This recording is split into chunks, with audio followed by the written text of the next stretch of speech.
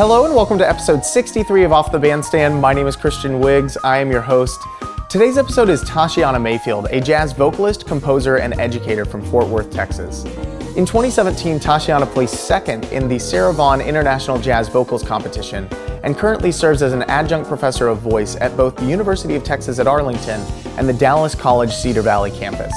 In this episode, we talk about the need to advocate for healthy vocal production. We also talk about redefining the meaning of success in our field, and a wedding venue that is home to unlucky streaks, quite literally. Moving on to the release of the week, this is Tatiana's The Next Chapter from 2018, which is a triumph of storytelling, tying together 10 original compositions that take listeners on a journey through neo-soul, jazz, R&B, and pop. If you want to support Tatiana directly, you can head over to her website at tatianamayfield.com. And for all things Tatiana all the time, you can follow her on Instagram at LadyMay Jazz. Now moving on to the featured Monk shows. On Saturday, January 22nd will be the Benny Benack III Quartet, followed by on Monday, January 24th, the Christian Wiggs Big Band meets Benny Benack III. Tickets are available for the limited in-person audience at monksjazzclub.com, and as always, every show will be live streamed with links to donate in the top right-hand corner of the screen. That is it for all of the shows and albums we want to mention this week. Let's dive into episode 63, Tatiana Mayfield. This is Off the Bandstand.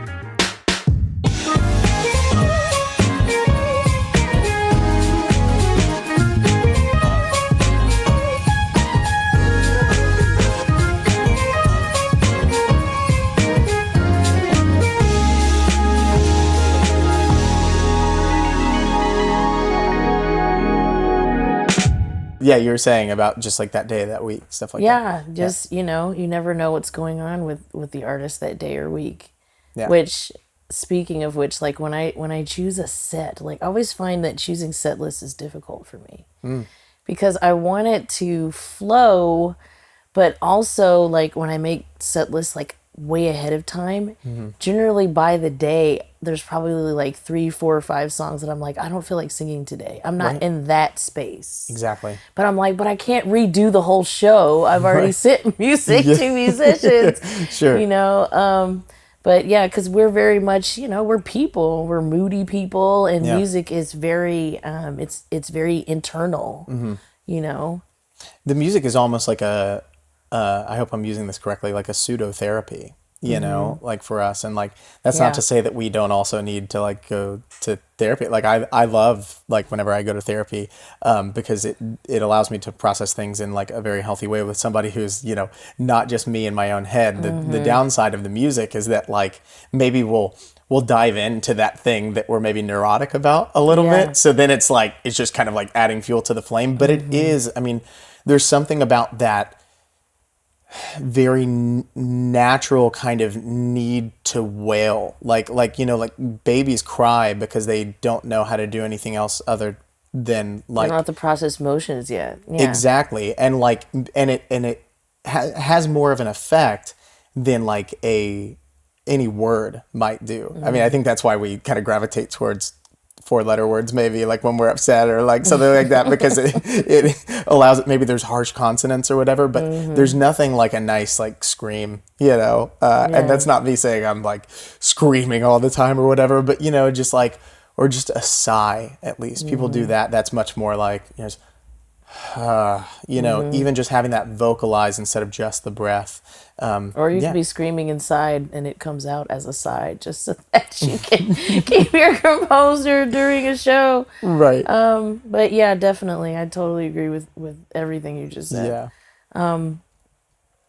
For me, music is not only, you know, you're healing an audience. I feel like music is always a form of healing, a form of medicine that I don't think gets enough credit. Yeah. You know what I mean? Yeah. Because when people come to hear a show, or even if they're listening at home, generally they're listening to it for their mood, or maybe something just happened. Maybe they lost someone and this was their favorite song, and this was kind of a way to pay tribute, or, you know, come back to that time with them in their memories. Right, yeah. You know, but music is so healing, and that's really important to me, that like when I'm I'm doing music for an audience, I always try to kind of feel out what kind of audience I have, pick different songs that, I feel, okay, well, these people look like they need to be uplifted, or they look like they're super happy. Let's do some real peppy, fun stuff. Maybe they want to dance, you know. Yeah. But music is healing and it feeds a spirit, and I'm always like in that mindset when I sing, and and it's for us too, like you said, it's healing for us, like you said, it's therapy. So do you feel like that then heightens your ability to take that off the bandstand and in your personal relationships, and like do you feel like you're able to narrow in on your whether it's friends, family, husband, and be more attentive to them personally? Absolutely. And I think it goes both ways. Like if you're someone who's very intuitive in your personal life, I do think it definitely will show up around your musician friends and friends in general, and people around you, definitely. Because you can, you take those things and you feed people. One way I love talking to an audience and kind of getting them into it is I try to do this at every show if I can, if it's possible, where I write a song on the spot for them based on the subjects that they give me. So I'll have them call out, I usually do about 8. And I have the band play some blues in the back, and they'll give me, love, relationships, health, a holiday, if it's Christmas or something, they'll say something like that. And so I'll take everything in. I tell the audience, okay, I'm going to read off your list. This is what you guys said you wanted me to sing about. And I was like, it won't be in this order, but pay attention. So I write the song out, I make it all make sense and tie it together. I come back, I remind them of their words, and I tell them, I said, hey, when you hear the word or the subject that you called out, clap so I know that I put it in there, so it's there, so I know that I didn't miss it. And so I do that so each audience feels involved, and they feel like they've made, they made a song with me. They were part of it. They gave me the means to an end. Wow. That's, Tatiana, that is like next level showmanship. Like that. Thank you. That is the thing that everybody wants. They want to feel like they are getting just as much out of the evening as you are performing, and to be that attentive to them. So you do it on the break. No, I do it while the band's playing. So I take about like a couple minutes, 2-3 minutes, and I go to the side like with my iPad, and I just kind of write out like one-liners, and then while I'm singing, I fill the rest in. So it's all kind of improvised, almost like rapping, but not, because that's much more hard because it's a lot faster. Sure. But basically, since it's blues, and blues are kind of repetitive lines, if you start with one, you can kind of fill in the rest. Yeah. You just make sure you have end rhyme, inline rhymes, and, just make the story. I always love the ones like recently when I was at Scat Jazz in Fort Worth, where I sing at a lot. A lady came in, or a group of women came in. I guess it was someone's birthday, but also I guess somebody just broke up with someone. Sure. Because she called out breakups and heartbreaks, and I was like, oh no, I guess that's what they're coming out celebrating, maybe. And then you had somebody else, alcohol, or somebody called out Dallas Cowboys, I get a bunch of like random things, but you see where everybody's head's at. Well, I'll say this: the Dallas Cowboys and the Dallas Cowboys fans know the blues very well. I agree with you there. Bless their hearts, seriously. Right. But yeah, so it's funny, but sometimes everybody will be in sync, and they'll yell out things that all relate together. Yeah. Right. But some nights, speaking of football, I had one night where like everybody like named teams and stuff, so I had to make like a football blues basically. And I found that to be pretty fun and funny. And I was like, okay, I don't know a whole lot about football, so. But, I might ask y'all some questions, so I make sure I have this right. That's fine. And it's almost funnier if you say a bunch of stuff that like doesn't quite fit too, because then it's like it's this comical thing. It's taking away the pressure of the whole situation. Right. And by nature there kind of is this, not fourth wall, but kind of one of those false mirrors. type things about being on stage, where it's like, when someone's being, behind a false mirror, they know, whether it's like a focus group or whatever, they know that there's like a team of people on the other side, and they're just kind of like, all right, we'll do the song and dance, whatever, But there's something about when you do that and you really engage them and you make them feel part of the show, it makes it feel like this room. I talked to Colin a lot about how Monks feels like a performance venue in a non-performative space. So like there's no big stage, but there's like a rug and kind of like gives you the living room vibe, and then the tables are like here. It's the intimacy that matters. Exactly. To make people feel at home. Well, the intimacy, right? A non-performative space, people love that. They crave being a part, yeah. Right. And I make them scat too. Oh, really? I make them scat. I divide the room up. I'll start with, the middle. I'll go right and left, or I'll start at the right and move away around. And I put them in parts. I'll be like, all right, you're going to sing this line. You're going to sing this line. You're going to sing that line. When I point to you, you got to sing that line. Sometimes I'm going to point to you together. Yeah. So that's been real fun. And, especially if you've got like a really happening crowd. Some people, they're very reserved. Things like that are kind of like, I don't know. You get some people that are kind of weird about it, but most of the time it's kind of the icebreaker. Right. It's like, hey, you're allowed to have fun. This is a fun space. Yeah, exactly. You're supposed to come here and let go. You've had a crazy week at your job or whatever. Like I teach when I'm not performing. So I teach for 2 schools. I teach for UTA, University of Texas in Arlington, and I teach for, make sure I say this properly because we've done a lot of changes this year. Okay. Dallas College, Cedar Valley campus. Oh. So to make sure I do that right. So I teach at those 2 places. But I know like this has been a really stressful time for teachers going through COVID and having to teach online. I absolutely hated it as a vocal instructor. There's certain things that you have to do with people in person. Right. And it's really difficult. But anyway, I'm just, I like to call out my teachers sometimes. I'm like, hey, we got any teachers in here? We're appreciated. Yeah, and we love you. And we're glad that you're here. Yeah. And it's community too, right? When you make them all scat together, it's no longer like, you guys have this skill, you guys have this skill, you guys do this is what you do for work. We're all in different things that we don't understand each other's job field because it's so different. And then the performers, that feels like a different thing. When you all scat together at all variations of quote unquote skill or talent level, everyone's the all same. The walls break down. Yep. Everybody's the same. Yeah, it's really fun, and I like to try to get people involved in that way. Because before, I think I did a lot of performing of, we learn songs, and we get up and we perform and have a good night, and we just put on a concert. Right.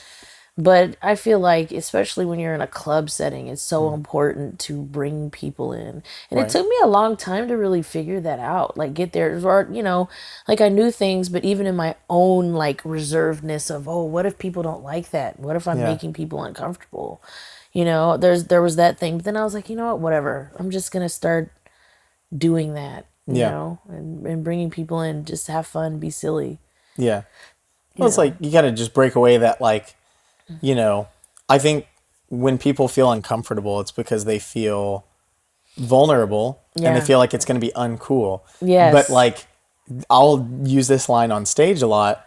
I go like, there's no coolness here. I was like, I'm just going to be like, kind of like, there's no like, all right. And now we're going to do a great Hall & Oates classic, Kiss on My List. And here we go. It's like, no, like I'm a little kid in a candy shop. And I see all of my favorite candies, and I'm like, let's get them all, like music should be fun first and foremost for the performers and for everybody else as well. And I can't tell you how much fun I have listening to you. I texted you yesterday as I was listening to the next chapter. I just there were moments where I just started like kind of screaming, not like the manic scream, you so much. But I was just like, oh my God, like rewind. And, the first time that I heard you, it's hard to think that it was 20 episodes ago. I mean, right now, like what we're filming right now is probably like 65 64, awesome. 65. Congratulations on Thank that. you That's very fantastic. much. But yeah, 20 episodes ago was Ryan Hagler, which you said that people mispronounce your name a lot. I said Tatiana to him. I was like, hey, I think I'm going to ask her to be on the show because for his intro audio track, he was like, oh yeah, you should use this. It's off of this great singer's album. And it was Portrait of LadyMay. And then I was like, oh my God, Tatiana's amazing. And he was like, quick thing, gonna save you, Tatiana. Didn't want you to have that embarrassment, you know? And I was like, thank you, my friend, you know? But yeah, like immediately upon listening to you, one of the things I noticed about your tone is like, you come from this same, like, I don't want to speak for you, certainly not, but in the way that I interpret it, you have one of the most like gorgeous tones that I've ever heard because it's so perfectly rounded. You're so deeply rooted and rich, and it all feels like it's coming from the most honest and sincere part of your being. But at the same time, then like, even though it's like, you know, full and rich, you also modify your vowels and like placement and all these other things to give this more forward and bright sound. So you're just getting both sides of the circle, I guess. That's a one-dimensional object, you know, of this sphere maybe, if we were to cut it in half. You're getting both of those things, so it feels so perfectly rounded. How did you, were all of those intricacies something that you arrived at through like a meticulous amount of planning, or do you just kind of try to approach it from the most honest place and not even focus on all of the kind of technique styles of the whole thing? Most things are very organic with me, but I did do a lot of like, you know, technical work coming up, like going back. My first time I really started like singing, I grew up in a Catholic church. So I grew up singing classical music. Well, in church anyway. Sure. You know, being surrounded by everything else and singing all kinds of stuff and trying to imitate, you know, what I could. Yeah, right. But I did, you know, I studied classical for some years. I started probably around 15, 16. Did all that stuff. Went to North Texas. Okay. Studied there and just kind of kept trying to, you know, clean up my sound. But I think I've always kind of had just a naturally forward sound, I guess. But I'm very big on sounding clear and sounding clean. For me, I'll give my mom some credit for this. Growing up, my mom was really big about diction with singers. Yeah, right. And that was why she loved Nancy Wilson, because she was like, when you hear Nancy Wilson sing, you understand every word. And I try to still think about that, you know, making sure I'm pronouncing words. But I think just my overall sound, though, I think it just kind of morphed into itself with the more years that I've studied and going, like I said, going to North Texas and being in jazz singers and doing all those, you know, different kind of things. It kind of makes you use your voice differently. Like at one time, when my last year, it was the last year Paris Rutherford was director. I think it was like 2008. I was singing lead in jazz singers, and I had to do that really super, you know, high stuff, and had to really think about, all right, we're going to lift. It needs to be forward and it needs to be lifted and take in lots of air, you know. Softball at the Passaggio. Right. All the good stuff. Yeah. And I think it's just kind of became ingrained after a while and just kind of morphed into its own thing, if that makes sense. No, it totally does. And one of the things that I found too was that whenever I started teaching a lot, there were a lot of things that I had, you know, of course, our instrument is our body, so we're very attentive to that, and we have to be like, oh, okay, what does this feel like? And when we sing, you know, an A flat, we know that it sits in a certain part of the voice, right? But having to replicate that in students and be like, okay, no, you have to do this, because like it's not like any other instrument. It's not like a trumpet, you know, and even that has its you know, things that you can't really, you just can describe it, but like it's not like press this down or like shake like this or push out a little bit more. You can't reach in and do something like that physically. So, you know, it made me really start to focus more on what am I doing? How am I doing it? And why am I doing it? Yeah. You know? And then how can I put that into words to have somebody follow in that same lineage, you know, of that style? Because, you know, I think that's also something I think about whenever I'm teaching a lot is, am I teaching them the right thing? Should I be more attentive to, like, you know, what kind of sound that they have and try to give what tips that I can? But if someone's studying with you, it's because they like what you're doing and they want to get more towards that, you know, flavor of the sound. You know, how do you balance that with your students and meeting them where they're at versus trying to teach them all the things that you do? It really, each student for me is so different, and they're very different depending on the schools, really, right. and kind of like why they're studying. Is it all jazz at both of them? No, Okay. I'm actually teaching commercial voice, so Whoa, that's pretty much cool. everything that's not classical. Yeah. So I've got students that come in and want to sing a little bit of jazz, but they want to sing a mix. Yeah. I have students that come in and they want to sing R&B or they want to sing rock. I've got a country student. Amazing. And really, I just I listen to them and I listen to and I kind of like what you said, you meet them where they are and then you try to help them clean themselves up, clean up their own sound, I guess, Right. if that makes sense sure. without sounding, I don't mean that in a harsh way, but Well, no, it's just like a big piece of marble, Right. And maybe it has some jagged edges, or right, whatever, because and I then you don't want them to sound like me, Right. you know, because everybody sounds so different anyway. Like I don't have any students that even remotely sound like me. So I try to, you know, just help them mold what they have best of my ability. But I do give them like, hey, you need to be able to have a forward sound. You need to make sure that you're not pulling from the back of your throat or you're pushing. The hardest thing I think is to get like pop singers not to force and not to push. That's the hardest thing. And like lately I've been trying to get into the whole straw thing. And the secret with that is starting with large bore straws and not starting them with the small ones. Yeah. Is what I'm learning. Because there's so much more resistance already. Right. Because you have to, you know, to try to get a fast air out of there. Right, and you want them to relax and trying to get them to relax because I think people, when they hear pop music and they hear these singers that have these very strong chest voices, strong belts, they think that they're just like screaming practically and trying to get them out of it.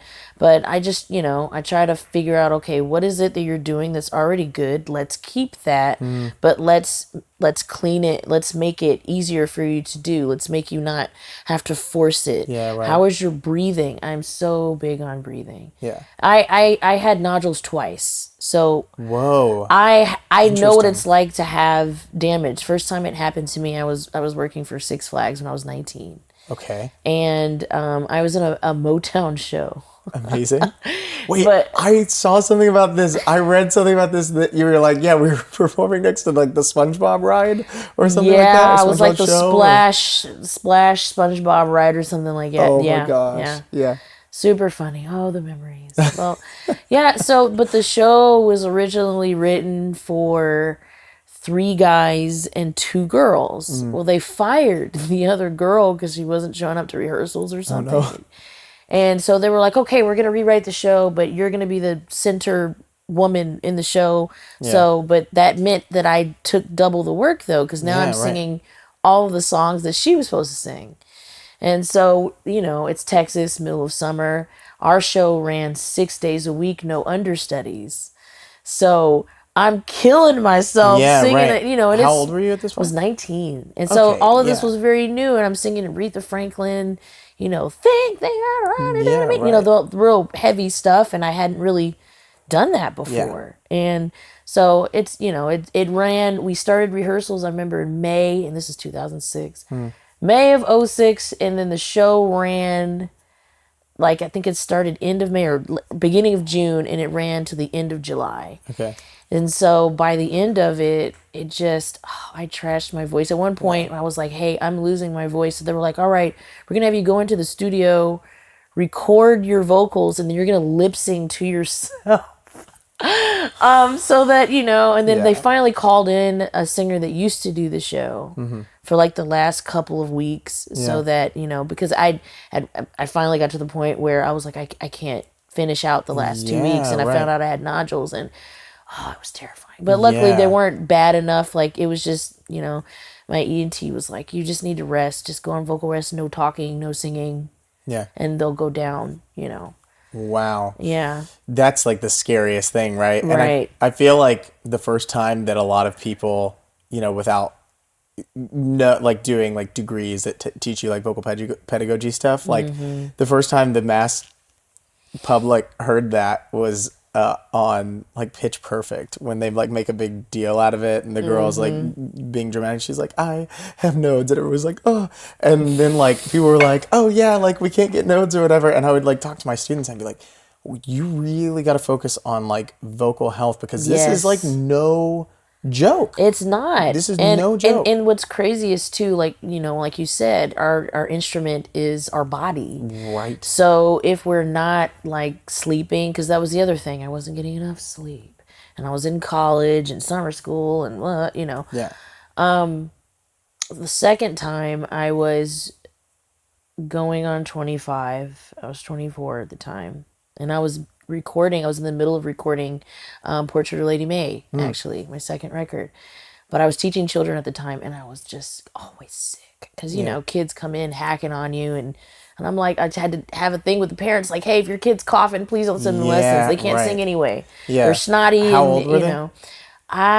It ran the gamut. I think my youngest student at the time was 5. Okay. Yeah, there's like a meme online that's like this cat with its like jaw extended and like curling its tongue out, and the caption is like why do kids always cough like this, where they're like, right, and like exactly. they're like I give 0 whatever, like, yeah, like they just take their hand away. Yeah, it's crazy. I'm telling you, and they're coming in sick. I already had like horrible allergies. Who doesn't? You live in Texas. Yeah, right. And so on top of that, I'm teaching all the time. I'm gigging. I'm doing top 40 gigs. I'm doing jazz gigs. I'm everywhere. But there was just this point of time where I couldn't get I would get through this threshold of like, I'm almost out of this cold, but then it would like come back, and I found out it was pharyngitis.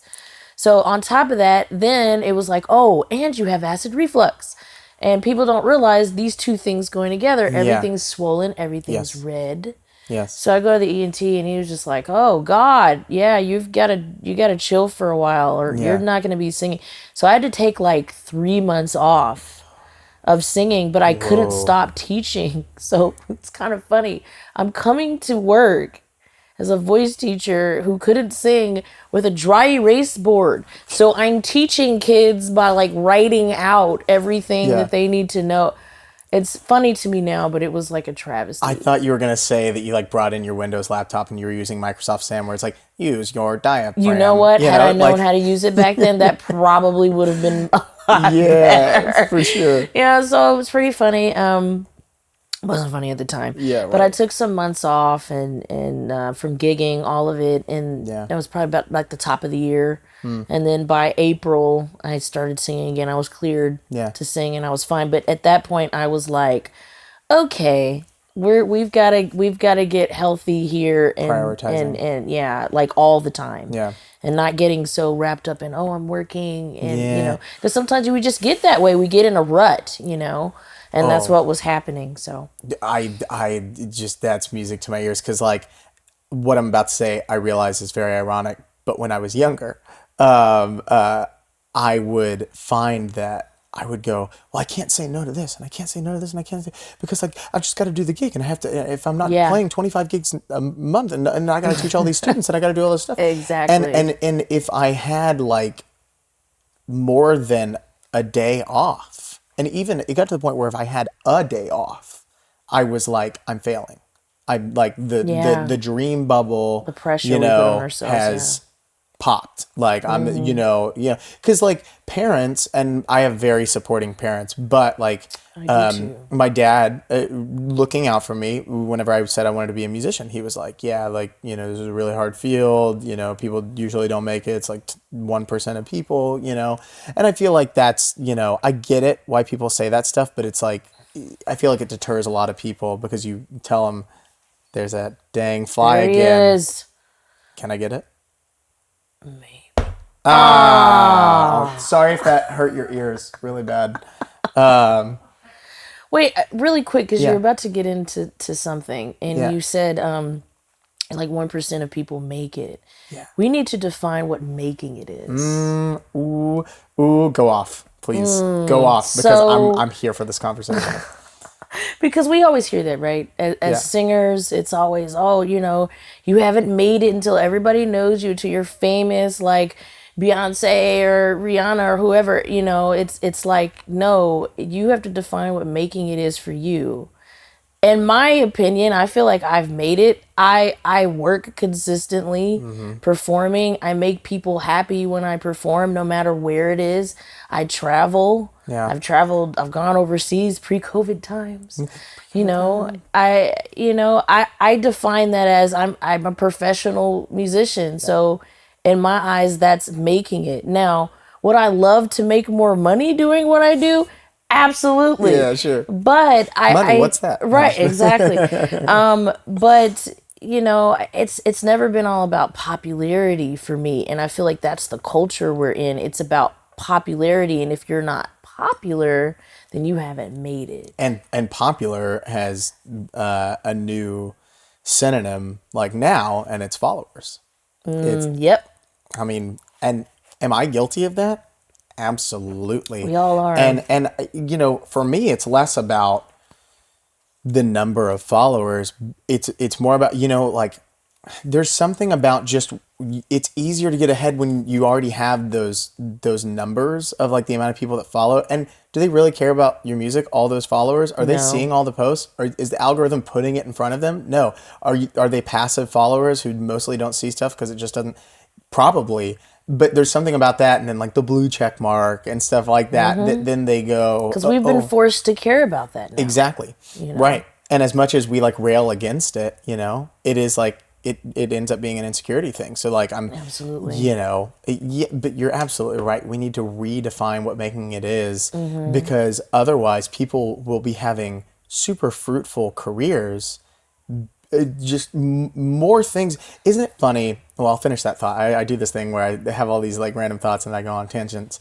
People will have these super fruitful careers that all these other, younger people who are still in high school are looking at, and they go, "Oh my God, that's the dream. Oh my God!" And they don't know the journey. Right. And then the people who are doing the thing go, "I haven't made it. I haven't made it. I haven't made it." And then they wake up one day, and then they're like, oh, all of that, you hear the phrase of like, I wish we could know we were in like the good old days, like, or the good times, like while it was happening, people go, oh yeah, I remember this memory 6 years ago. Oh, those are the good days when we did that gig. How did we feel about that gig in the moment though? Did we feel like we were just looking towards the next thing, or were we being present in that moment, Yeah. And the thing that I was going to move on to, and then I decided to wait for that tangent, was just, like kind of very similarly, our list of bucket list items is constantly evolving. And sometimes we don't focus on the things that we've checked off the list. And the list might become 4 pages, and we've checked off 3 of those pages, but we can only focus on the 2 pages we haven't written yet. Oh, wow. That's good. That's very true. Very, very true. Because I can't tell you how many times where I think, oh, I'm not doing enough, or I haven't done enough because I haven't done da-da-da-da-da-da. Yeah. And then I have to go back and look at, well, but what have you done already? Right. It's like you've recorded albums, you've traveled, you've done gigs, you've done festivals. I mean, what is, you've done TV. I've done different things, Speaking of like TV, regarding, can we talk about singing shows and the effects that it has had on our students and the effect that it has on people? So here's what I want to say about that. I'm not going to say that they're bad. So first of all, let me clear that out. I'm not going to talk trash about American Idol or The Voice, because they have been very good for some people. Sure. They've been excellent. However, the problem with it setting the standard of, a lot of young singers think, oh, the only way I'm going to make it, I've got to be on one of these shows.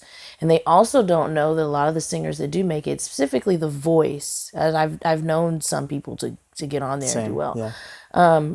they've already been working musicians that have been working really hard for a very long time. This isn't the first time. This isn't their rodeo. They didn't just decide to go try out for the show. Like, they've been in the game like we are. But the common misconception is, oh, they just, they maybe worked on their craft a little bit, but then they got on TV and they got famous. I'm here. Right. Yeah, right. And that's not how it works. And I feel like that's been one of the issues that the singing shows have caused, because they're not bad, because we've gotten exposed to really great talent through them. Yeah, right. I mean, super talented people, but it's just also caused the downside of, oh, I can never make it if I'm not on one of these shows. Anyway, that's my 2 cents. No, I mean, let's talk about it, because I like when you said that, and I went like, I know that Lydia, if and when she watches this back, she hears me talk all the time. I don't mind if she doesn't watch this show. She lives with me 6 years. She didn't have to watch the show. But if she watches that part, she's just going to go, Tatiana, no, you've unlocked Pandora's box with Christian, because I rail against these shows. And it's not that I like hate the shows. Right. It's it's like the false reality. Yeah. Like you're talking about it. Isn't that funny? Reality TV, false reality.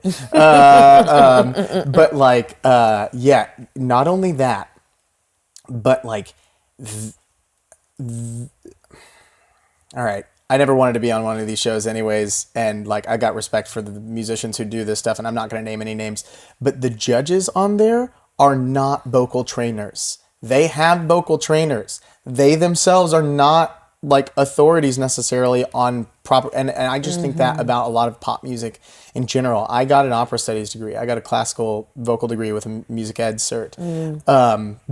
Not because I wanted to go into the opera field. I mean, of course, I love that music, and you have to know your ancestors, not only within jazz, but what then evolved to become jazz. But it was always about doing jazz. But I knew that if I wanted to do big band, which I definitely did, was that I needed to learn how to properly be able to sing over 13 horns, even with a microphone, with presence, where my voice was big, without pushing and without hurting my voice, because I would try to do that in high school and I would like get You'd so kill sore. yourself. Exactly. Yeah. And also just because, here's another thing about those shows that people don't tell young singers, is that like, when they say, look at this 12-year-old opera singer, you'll never believe what happened next. Their voice is not fully formed. Their voice is about to change entirely. Yeah. Your voice is not going to fully form for another 2 decades. So like, to force that out is just going to be an immense detriment to your vocal health. Well, also, and it's the downside is, for that young person, this expectation for them has been set, and then when their voice changes and it's not, and then you don't hear about them anymore. Yeah. And what does that do to you mentally and emotionally? You know, and it's very, very tragic. Yeah, and another thing, the thing about that, about forcing the vocal thing, and this is my main problem with the shows, is that they will push people and they'll go, no, you need to do it in the original key. No, you do not. Original key. I'm very big about that with my students. No, you can move it, and it doesn't mean that you can't sing if you can't sing it in Whitney's key. Exactly. Or Mariah Carey's key or whatever. Just it's a lot about, it's the emotion, and how do you sing it for you? You have to put something where it sounds the best in your voice. Yeah. And I totally agree with that. Yeah. And the big thing there is that singers will blow out their voice. Yeah. How long did it take you to get nodules? You said like 7 weeks doing that show? Oh God. Yeah, well, yeah, maybe 2 months. A very small amount of time, yeah, it right? doesn't take much, because you're just screaming all day, and yeah. Right. These singers are singing for a season. And like we were talking about how, it only took 6 to 7 weeks to develop those nodules, of like this over demanding of stuff that was inappropriate for the client to like force you to sing without a break. And then these shows do that, but do they care if those people get nodules?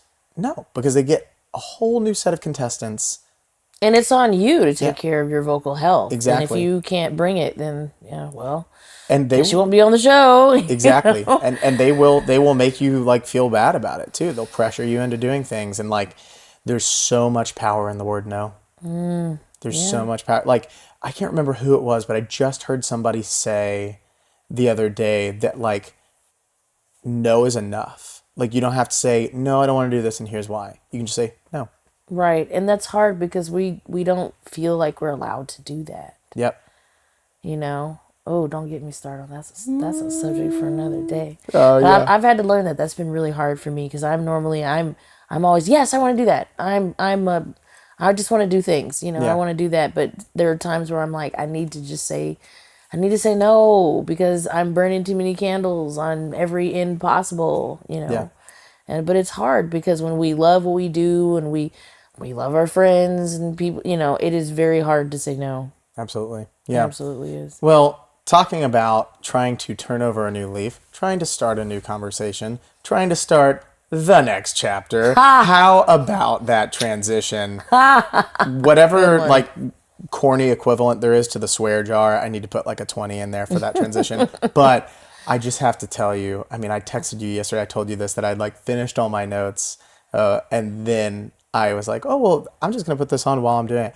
And just, I was so ashamed that I hadn't listened to it yet. And I was like, this is nasty, nasty, nasty, nasty. This is the best record. And like, I'm going to break the fourth wall. Cameras, everyone stop what you're doing. Turn off my show. You don't need to be listening to my show. Go listen to the next chapter. It is so good. And the idea of breaking up the theme into parts to bring it back together, it's the ultimate pro storyteller move because it shows the through line and the narrative and the variations and how you're tying together a full narrative. The album is brilliant. It gets vulnerable. It's so honest and like line by line, we'll talk about this one in a minute, but like line by line, I could not believe freedom. It was like the most sobering, the most heartbreaking, the most truthful. It was like everything. And thank you. I just can't say enough good things. You're the first person to even mention that song with me. Really? Like no one's talked to me about it or asked anything about it. Like what brought it on or. Well, let's talk about it. I want to talk about that. And I want to let you talk about it because I feel like this is my position to listen. So please tell me about freedom and just all those things that you said. What brought that on? And especially it's the penultimate track, you know? So to end with that. Oh, all right. Where do I start? So first of all, I have to give credit to my good friend, Jamarcus Bridges, who did the music, and it was his group Pocketbook, who were playing on that track, and his friend and my friend too, Roderick Parker, who is the poet on the track.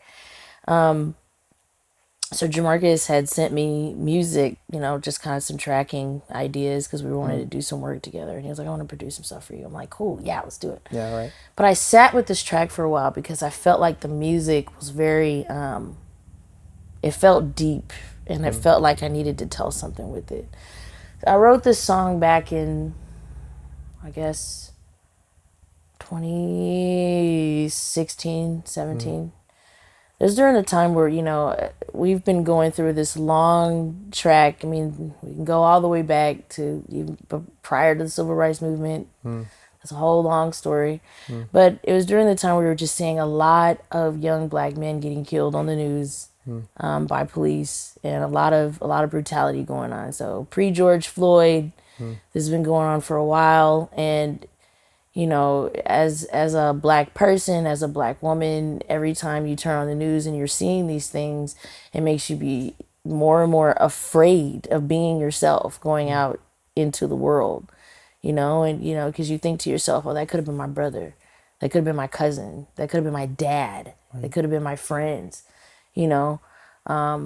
I saw that I see these men as like that could have been my family, and it's devastating and it's hard, and for black people we're tired, like it's tiring, you know, and I finally it was and the list goes on. There's been so many killings. I think it was after the killing of Alton Sterling and Philando Castile that I was like this is too much. Yep. Like, I just can't at the time. And you had young Tamir Rice, the little boy that was shot. And I just was sitting with the music one day, and that's when it hit me. And I was like, I got to write this down. And when I sent it to Jamarcus, he was like, yep, that's it. Yeah, that's what we need to do. And he's like, I got a good friend who's a poet, and I think that he would have something really great to add to this. And so we got together with him and went to the studio to record it live with Pocketbook and came together. But I when I first heard Roderick's poem, I was torn to pieces. Yep. I was just completely moved to tears. I was crying, like, and one of the takes that he did when we recorded it, like, he was brought to tears, like, during the session, like, it's like, because it's so heavy, everything, being said there. But at the end of the day, we're all people. We need to support each other. We need to love each other.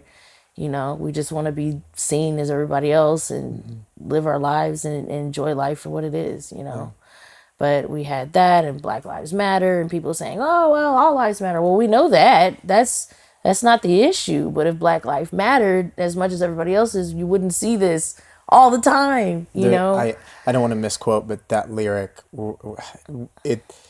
I would misquote it if I didn't write it down, but it's like, they say all lives matter when we say Black Lives Matter, but if all lives mattered, then we wouldn't need to say, like, the latter, I think. Yeah, it's like, but, the world tells you the latter, Yeah. It's people, they see you different. Like when I say folks are startled on the street by seeing folks that look like me. We have to change the mentality of how we look at people, you know? Because by the song, it starts out heavy and it starts out dark, but I also wanted it to be like, we needed togetherness. Like what we saw when George Floyd was murdered, God rest his soul, that was terrible. And at that point, you start getting numb in a way, because I had seen so much of it leading up to, it seemed like Trayvon Martin kind of started, even though, like I said, it's been happening, but news coverage just really started getting, I don't want to say popular, that's the wrong word to say. Well, it was just the visibility was, because we've got phones now, and, you had Eric Gardner, who was, I Can't Breathe, the first person that couldn't breathe.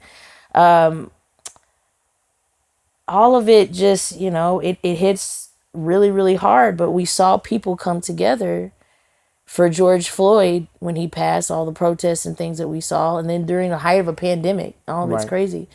But it's possible for people to come together over, but you have to see yourself and other people. And I think that that's what's hard, is that people just know what they know, and they don't want to look at life as if they were somebody else. Like, put yourself in someone else's shoes. Like, our lives are totally different. Our upbringings are different. But at the end of the day, we're humans. We just have different cultural backgrounds. Our skin is different pigments. Yeah. If you really think about, when you break down how silly racism is, it's insane. Yeah. But it's indoctrinated into our culture. And that's why, it's so hard, and to hear these things, and for the reality to be there. Now people are starting to see it, and it's like, oh, that's really happening. But we wanted to talk about it. And we were talking about it before it was cool to talk about it. Sure. Or acceptable, I want to say. Right. So I, first it was kind of like, should I put this track on the album? But I was like, absolutely, I'm going to do it. I don't care. And if you don't like it, well, because it's like, if you don't hear the hope in it, well, But at the end of the day, we just, you want to be the same. Like the end, I said, this is my country too. Yeah. I deserve to live, and so do you. Yeah. And that's the most important part to get out of it. Yeah. And it's I'm very careful to I feel like this is my position on all of this, is to sit back and listen, because like you said, Absolutely. like we don't have the same life experience, and so for me, that's why, like, when you were talking about all of that, I was like, I just want to sit here. I just want to listen, but one thing that I loved about that line too, what I feel like I can speak on, is like, I feel like a lot of this divide right now comes from, they're like, oh, well, you're attacking me now for being, whatever, for being white, without being too, vindictive about a certain kind of person. But that's the reality of the situation. It's like, no, it's not attacking.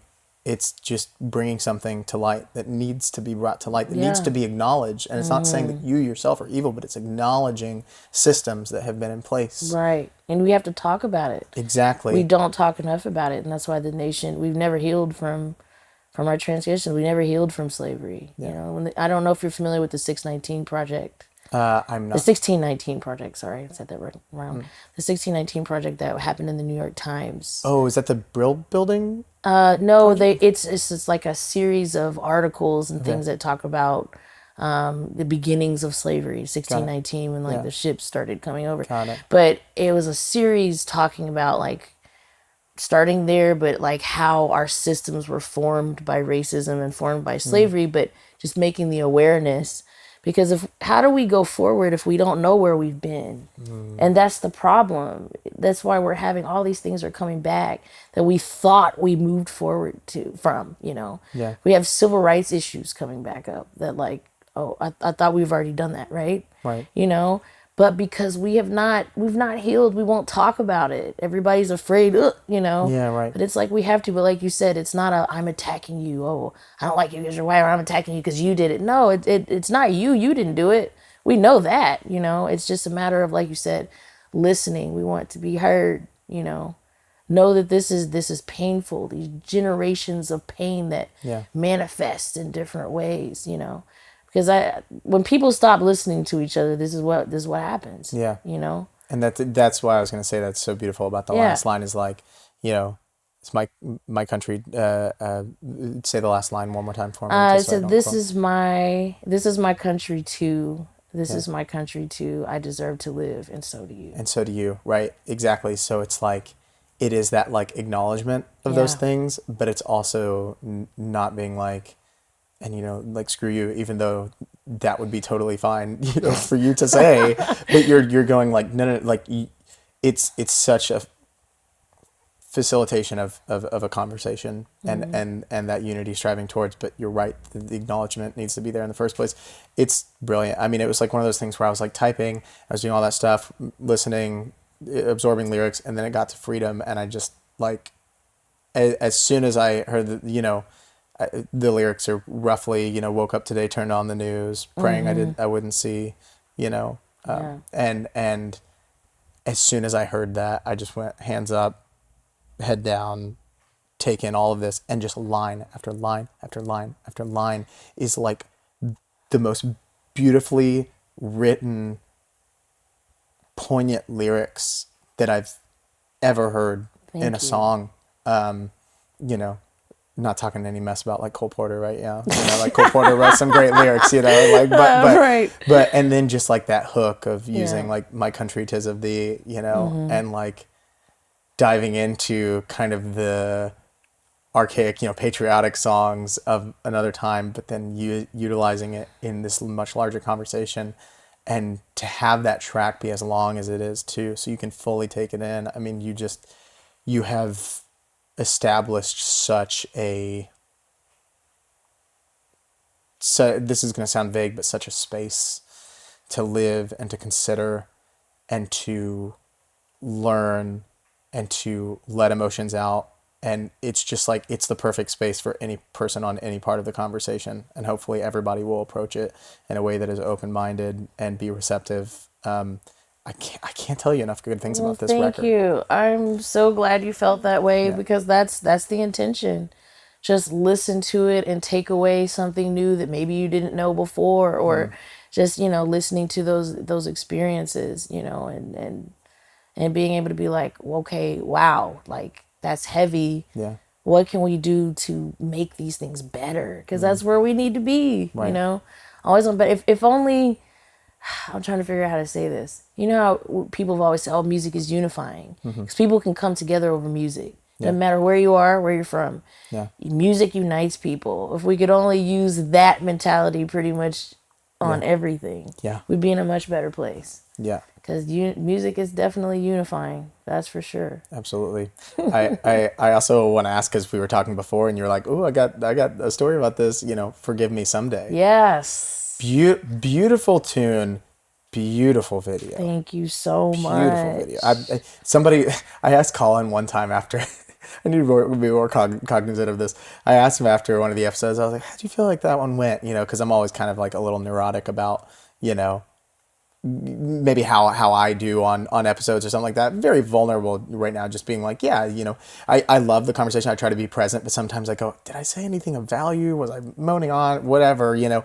But I asked him, I was like, how did you think it go? He was like, well, you said the word beautiful a lot, you know, and so I just find myself, beautiful video, beautiful song, beautiful lyrics, you know, but truly. So you said you had a story about that one, and then I was like, okay, I'll save it for the camera. Yeah, no, funny enough, okay, so let me go ahead and put this out here. No, I am not speaking about a personal experience to me. Sure. So it's not. I did not ever cheat on my husband or anybody in a relationship.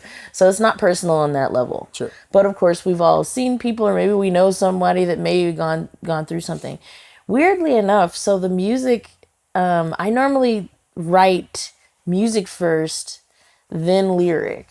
That's generally how my mind functions. Right. Like, I function more as a musician with music than a singer, which there should not be a divide, but you know what I mean. Sure, yeah, of course.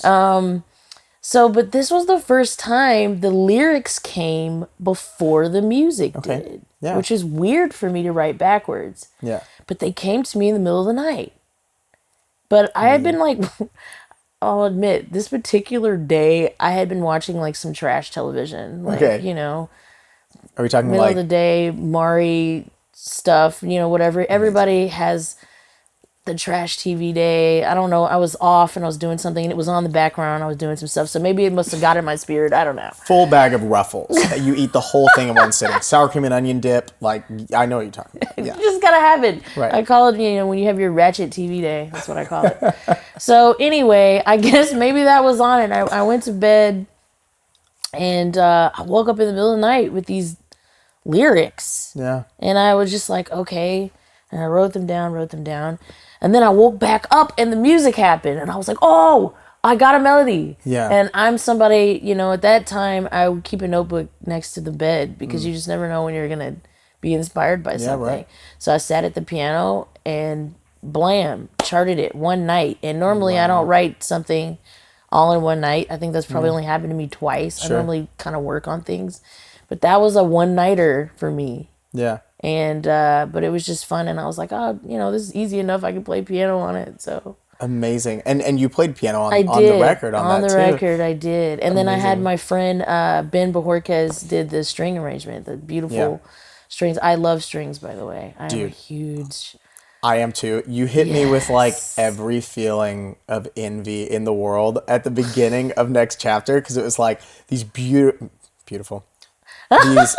these luscious, just like warm horn sounds, and then like the strings coming in, and just, I mean, it's like it's the grooviest. It's a crime. Like the album is so groovy. Thank you. But yeah, like the string arrangement, so amazing. Every part of that, like I'd written down in my notes that I was thinking about. I was like, it feels like at every point, every aspect of the music and the composition, like the performing, the compositions, and the production of the whole thing is all simultaneously outdoing one another on an endless loop. You're just like, oh my God, this is so good. This is so good. This is so good. And then you go back to the other one. And you're like, what's the best here? And you're like, no, it's all just like on that next level thing. Oh gosh, I appreciate that so much because this project was really special to me because it was the first time I had 0 covers on this one. I was like, I want to write the whole thing. And I wanted it to be different from Portrait of LadyMay, which that was such a fun record to record. Yeah. And it was the first time that I was showcasing writing because I wrote a lot on that album. But this time I was like, I want it to be a different vibe because people like to typecast you as an artist of, oh, you only sing jazz or you only do this style or whatever. And I grew up all kinds of music and I respect so many different styles. But I wanted this one to move in a different direction, hence the Next Chapter. Because at the time, too, when I started writing for it, I was moving into a different part of my life. And I actually do want to speak about this because I don't think I've really talked about this publicly. I've touched on it a little bit before when I wrote an article once. But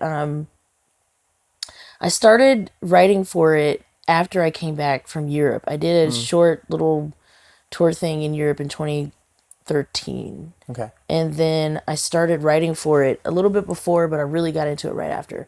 So I started recording the next chapter in 2014, but it didn't release until 2018. Whoa. It took a long time because, you know, when you self-fund and you're independent, it just took forever for me to get all the funds together to do it the way I wanted, because I had so many different musicians on it, and I knew, you know, when we have big dreams and we want to see it through, right. you know, and even still, it was disheartening for me because as proud as I am of this work, I felt like I couldn't give it what it deserved promotion wise, because by the time I finished the album, I ran out of money and couldn't promote it. Sure.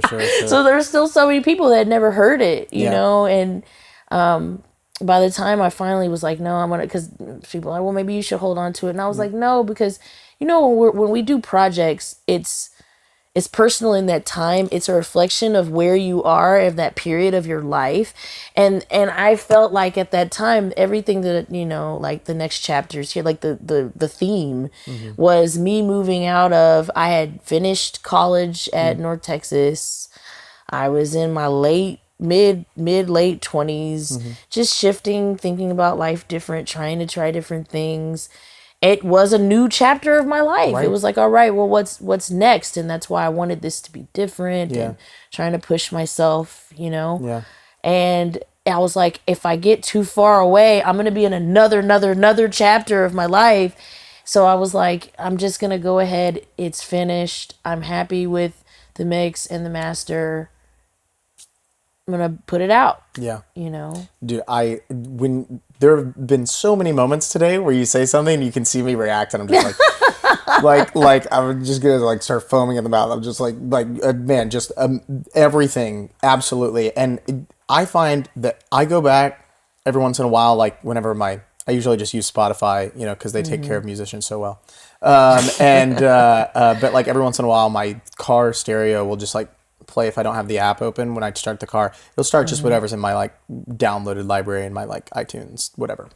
And sometimes one song from like one of my past records comes on and I go, nope, and just like immediately skip it because I can't stand to listen to the first two. And it's getting to the point where like the third one is like, it's just so different. I mean, I recorded it in summer of 2019, released it in summer of 2020 because pandemic just slowed down the whole process.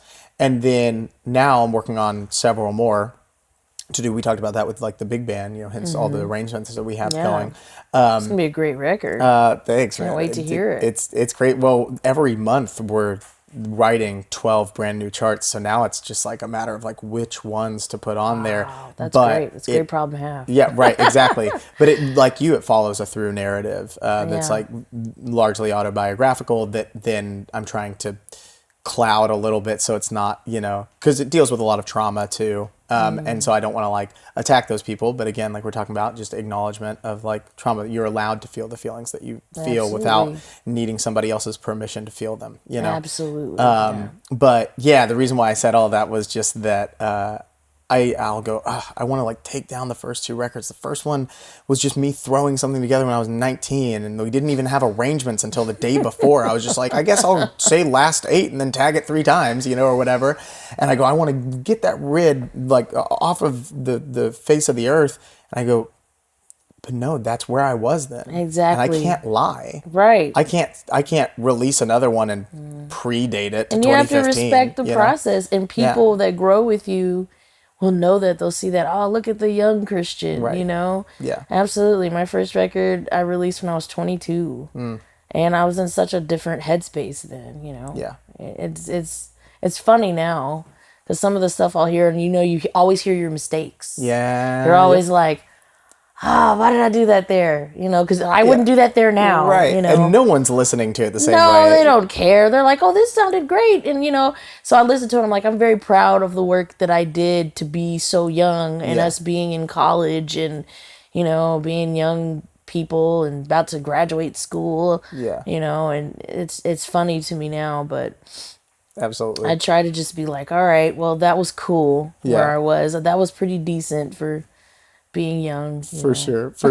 Well, I want to be respectful of your time because I know that we have a stacked schedule, like while you're here and you've got a show tonight and I'm sure you want to rest a bit. So talking about records that we love, I have two kind of speed round questions at the end, which one is if there is a record that you would suggest everyone go listen to as soon as this turns off. People go, oh man, I wish you had told me before I could think about the records.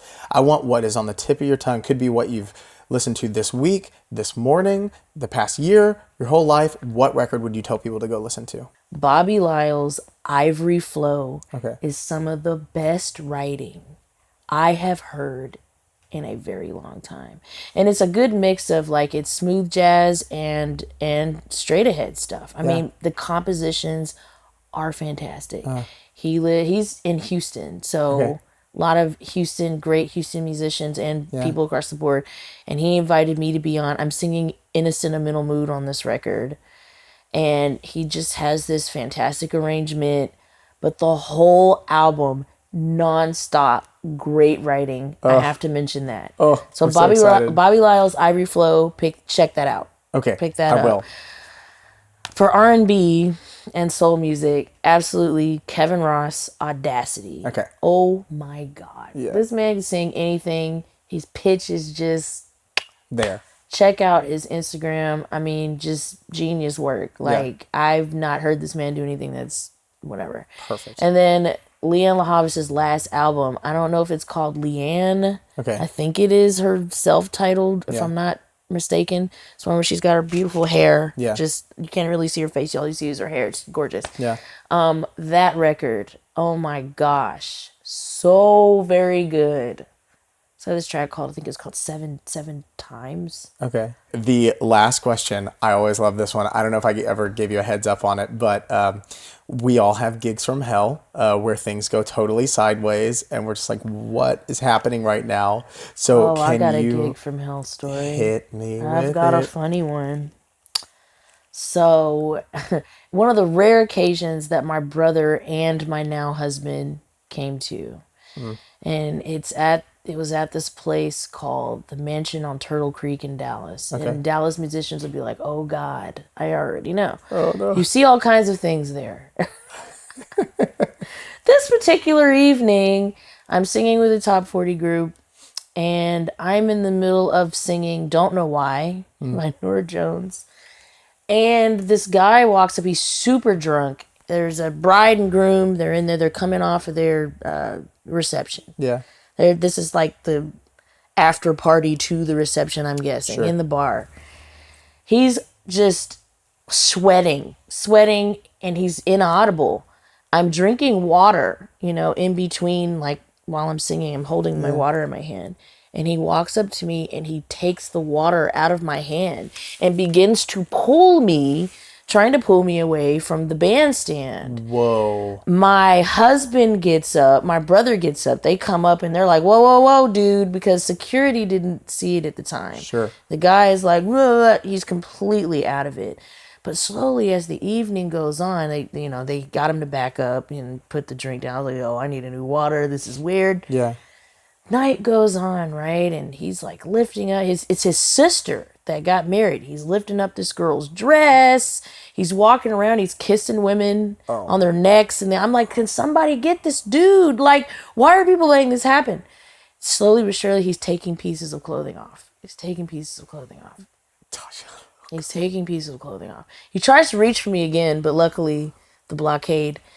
But I found out when I left the gig finally, because the dude's he's out of there. He's out. And when he can't even talk. Apparently he got completely naked and finally got arrested. Like right after I left for the evening. Like, oh my God. Yeah, there was that. Oh, this is little side note. The other gig from hell moment was funny when a woman, her shoe broke and she fell into me on the bandstand. Oh no. Like wedding? No, just somebody at a bar. She fell into me at the same place, same gig. Tell me that so I can make sure to write it down and just anytime. So, hey, you want to come and play No, I'm out. I'm out. I don't know. Maybe they've gotten common there after COVID. Maybe. Or, during this time period. I don't know, but I've seen a slew of funny things. But that was probably the weirdest gig experience. Wow. One can hope that it got solved and it got calmer. But wow, those are 2 stories for the books for sure. And oh my gosh, man, I'll tell you after we wrap. I'll tell you all the stories because they are wild. But Tatiana, it has been, like I said, the way that I started this saying, relationships are important to me. I love having conversations, and this has been yet another, I say this every time, but yet another one of my favorites, just because you are such, I'm going to say, a beautiful person, even though I already said that I say beautiful all the time. It's so lovely to talk to you, and I love your spirit so much. So Thank you so much. It was an honor to be here. I'm so glad to be here, and I'm looking forward to tonight and tomorrow. Amazing.